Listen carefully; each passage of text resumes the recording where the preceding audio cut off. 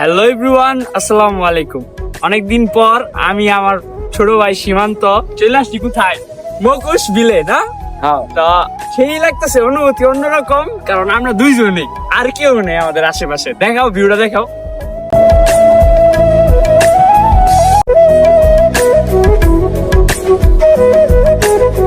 সেই সেই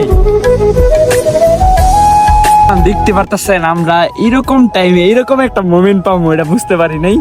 সেই ভিউ, আশেপাশে যা দেখতেছেন টোটাল পানি আর পানি। আর আজকের ঢেউটা অন্যরকম না সীমান্ত?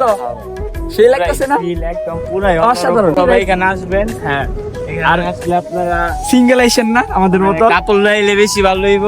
আমগো মতো যদি ভাই ব্রাদার লয়েন তাহলে কোনো ফিল ফিল পাবেন না? ফিল পাবেন পাবেন পাবেন না। ভাই ব্রাদারের ফিল, কিন্তু এটা হইলো আরো স্পেশাল করতে চাইলে ভালোবাসার মানুষ নিয়ে বেশি ভালো। ওটাই তো, সবাই আসার চেষ্টা করবেন, এরকম ফিল নিতে চেষ্টা করবেন। আর ওই যে কাকা আমাদের নৌকা চালাচ্ছে, কাকা কিছু বলবেন? কি বলবো, কিছু বলার নাই?